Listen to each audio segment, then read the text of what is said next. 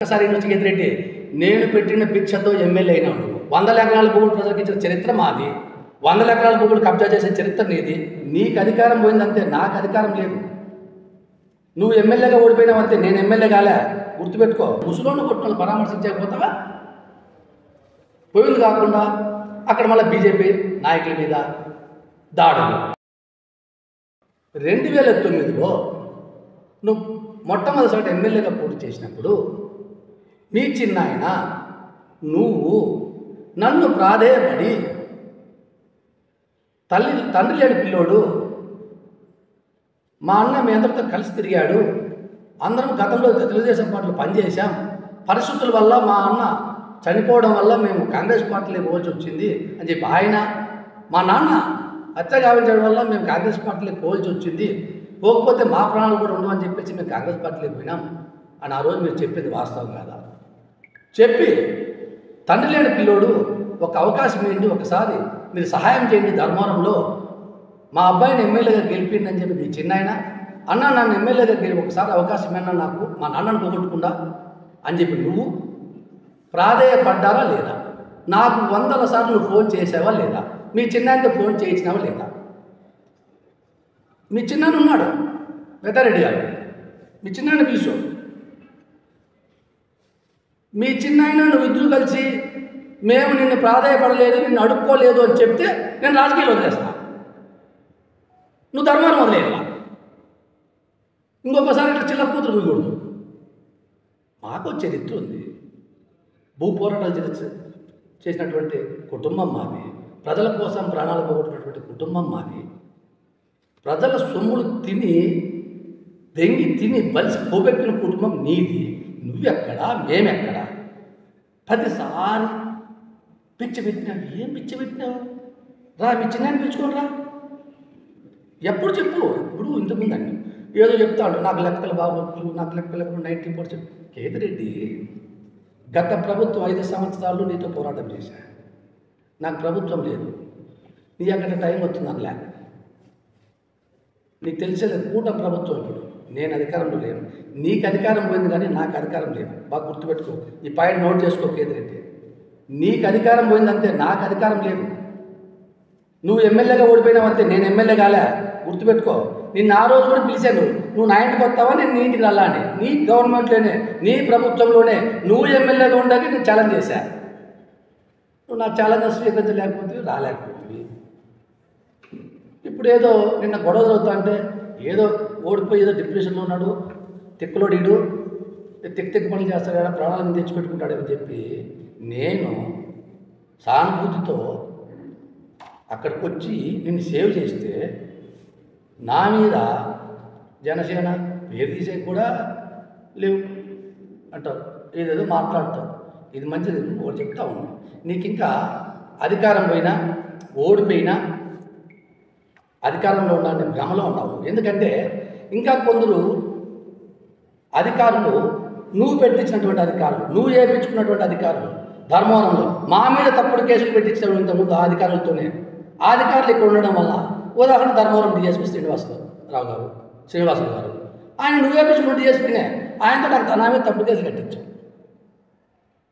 అప్పుడే చెప్పాను నేను, అప్పుడు అధికారులకు కూడా చెప్పా, ఈ డిఎస్పీ ఈ కేతిరెడ్డి ఇద్దరు కుట్రలు చేస్తూ ఉన్నారు, వీరి మీద చర్యలు తీసుకోండి అని చెప్పి నేను, వీరు హత్యాయత్నం చేపించే పరిస్థితుల్లో ఉన్నారు వీళ్ళని చెప్పేసి నేను అప్పుడు ఉన్నటువంటి డీజీపీ గారికి, ఎస్పీ గారికి, ఉన్నతాధికారులకు కూడా చెప్పాను, ఈ కేతిరెడ్డి మీద ఈ డిఎస్పీ మీద చర్యలు తీసుకోండి అని చెప్పేసి. అదే అధికారిని పెట్టుకుని ఉండవు ఇప్పుడు, అదే అధికారులు అట్లా ఉన్నారు ఇప్పుడు. ఇంకా అధికారులు మారలు, ఇంకా నీది నడుస్తూ ఉంది కాబట్టి మేము నాటకాలు ఆడుతూ ఉంటాం. ఇప్పుడు చూడు, రాష్ట్రంలో ఏ ఎమ్మెల్యే అయినా 5 వెహికల్ వేసుకొని రౌడీలు వేసుకొని తిరుగుతున్నారా? ఏ మాజీ ఎమ్మెల్యే అయినా ఓడిపోయిన వాళ్ళు నువ్వు తప్ప. ఎందుకంటే ఇక్కడ ఉన్నటువంటి అధికారులు డిఎస్పీ స్థాయి అధికారులు అంటే అందరిని అన్నాను నేను. మళ్ళీ అందరూ పోలీసులు కూడా నేను అనలేదు, మళ్ళీ అపార్థం చేసుకోవద్దండి. కొందరు డిఎస్పీ, పోతుకుంట రూరల్ ఎస్ఐ, ఇలాంటి వాళ్ళు అంటే నువ్వు వేయించుకున్నటువంటి అధికారులు ఇంకా ఇక్కడే పనిచేస్తావు. అది మా కర్మ. ఏం చేస్తావు చెప్తుంది కదా, నీకు అధికారం పోయింది కానీ నాకు అధికారం లేదని చెప్తుంది ఇంతకుముందు. నువ్వు ఎమ్మెల్యేగా ఓడిపోయినా కానీ నేను ఎమ్మెల్యే కాలేదు, నా కర్మ. అందుకే తీకంగా నాటకాలు ఆడుతూ ఉంటాను వాళ్ళని పెట్టుకొని. అసలు ఇంత గొడవ జరిగే పరిస్థితులు ఉంటే పోయి నువ్వు గొడవలు చేసి నువ్వు హత్యాయత్నం చేపించి మళ్ళీ మా మీద మా పేర్లు రాపిస్తావా? విలేకరుల సాక్షులు, మీడియా సాక్షి, యూట్యూబ్ వీడియోల సాక్షులు, ఎక్కడైనా నేను ఎవరి మీదైనా దాడి చేసి కానీ ఎవరి మీదైనా చేతి కొట్టింటే నిజంగానే నేనే సరెండర్ అవుతాను. నా మీద కేసు రాపిస్తాను. నేను చదువుతూ ఎక్కడ పోతున్నావు? నువ్వు పెట్టుకున్నటువంటి ఆఫీసర్లు ఇంకా కొంత ఈడే ఉన్నారు. గత ప్రభుత్వంలో నా గన్మెన్లు తీర్చేసావు. నా గన్మెన్లు తీర్చేసి నన్ను హతమార్చాలని చూసావు, నన్ను చంపించాలని చూసావు. గత ప్రభుత్వంలో నన్ను చంపించాలని చెప్పేసి నాకున్నటువంటి గన్మెన్లను జగన్ రెడ్డి దగ్గరికి వెళ్ళి కూర్చొని మధు గన్మెన్ తీయాల్సిందే అని చెప్పేసి పట్టుబట్టి గన్మెన్ తీర్చినారు. అప్పుడున్నటువంటి నాకు పోలీస్ అధికారులే చెప్పారు, గన్మెన్ తీర్చేశారు. తీర్చేసి ఎన్ని ఇబ్బందులు నన్ను ఇబ్బందులు పెట్టారు. మళ్ళీ ఇప్పుడు కూడా అంత కొంత అధికారులు ఎక్కడే ఉన్నారు. వాళ్ళను కోట్ల రూపాయల డబ్బులతో నువ్వు మేనేజ్ చేస్తూ ఇప్పుడు కూడా మీకు విషయం చెప్తా ఒకటినండి. ఇంకా ఇప్పుడు కూడా నాకు గన్మెన్లు కావాలని చెప్పేసి నేను మా అధ్యక్షుడు పవన్ కళ్యాణ్ గారికి లెటర్ ఇచ్చాను. ఆయన లెటర్ ఫార్వర్డ్ చేశారు. ఇప్పుడు కూడా ఈ కేంద్రెడ్డికి ఉన్నటువంటి ఇన్ఫ్లుయెన్స్తో ఇక్కడ ఈ డిఎస్పీ వీళ్ళంతా కలిసి ఇప్పుడు కూడా నాకు స్వయాన ఉప ముఖ్యమంత్రి నాకు గన్మెన్లు ఇవ్వాలని లెటర్ పంపిస్తే కూడా ఈ రోజుకు మా గవర్నమెంట్ వచ్చి 3 నెలలు అవుతుంది, 4 నెలలు అవుతుంది. దాదాపు మా లెటర్ పంపించి కూడా 2 నెలలు అయింది. ఈ కింది స్థాయి డిఎస్పీ స్థాయి లాంటి అధికారులతో దొంగ రిపోర్టులు పంపిస్తూ ఇప్పుడు కూడా నాకు గన్మెన్లు రాకుండా కేంద్రెడ్డి అడుగుకుంటా ఉన్నాడు. బాగా గుర్తుపెట్టుకోండి, 2 నెలల పైన నేను గన్మెన్ కాలని అడగబట్టి ఇప్పుడు కూడా ఈ కేతిరెడ్డి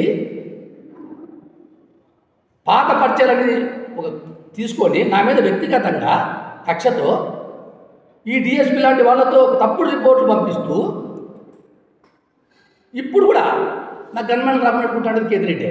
అది చూడు, మా పార్టీ అధ్యక్షులు వాళ్ళు లెటర్ పెట్టారు నా గన్మెన్లు ఇవ్వండి అని.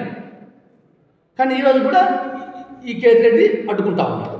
అంటే ఇక్కడ కింద నుంచి రిపోర్ట్ ఇవ్వదు కాదు, తప్పుడు రిపోర్టు. నేను అక్కడ ఏం జరిగిందో అందరికి తెలుసు. మీడియా సాక్షి, పోలీసు అధికారులకు సహకరించి నేను అక్కడ ఈ వ్యక్తిని కాపాడే, ఈ వ్యక్తికి ఇబ్బంది కలగకుండా నేను చర్యలు తీసుకుంటే నా మీద ఈ విధమైనటువంటి వ్యక్తిగత ఆరోపణలు ఎక్కడ పోతున్నావు నువ్వు? నిజంగా నీకు చిత్తశుద్ధి ఉంటే మామూలుగా ఏదైనా ప్రభుత్వము పోయినప్పుడు కానీ ఎమ్మెల్యేలు ఓడిపోయినప్పుడు కానీ 1 సంవత్సరం 2 సంవత్సరాలు టైం తీసుకుంటారు కాదండి. వెంకటగారిపల్లిలో తెలుగుదేశం పార్టీ కార్యకర్త మీద, ముసలోడి మీద వైసీపీ కార్యకర్తలు దాడి చేశారు. అది ముసలోడు దాడి చేస్తే ఆ ముసలోడి మీద దాడి చేసే పెద్ద హీరోల వల్ల ఏమన్నా ఆ ముసలోడి మీద దాడి చేసే వాళ్ళని పరామర్శించేకి మధ్యాహ్నం కాడ 5-6 వెహికల్ వేసుకొని పోవాల్సిన అవసరం ఉందా? అసలు అవసరం లేదు. అది నిజంగా నీకు చిత్తశుద్ధి ఉన్న రాజకీయ నాయకుడు అయితే అటువంటి పనులు చేస్తావా చెప్పండి. ఒక ముసలోని కొట్టుకొని పరామర్శించకపోతావా? పోయింది కాకుండా అక్కడ మళ్ళీ బీజేపీ నాయకుల మీద దాడులు చేసింది కాకుండా మళ్ళీ అన్ని సినిమా ఒక యూట్యూబ్ పెట్టి లైవ్ పెట్టి మళ్ళీ మా మీద ఆరోపణ. ఇన్ని రోజులు గవర్నమెంట్ వచ్చి 4 నెలల నుంచి ఎక్కడన్నా ఎవరైనా గొడవలు చేశారా? నువ్వే రాద్ధాంతాలు చేస్తున్నావు.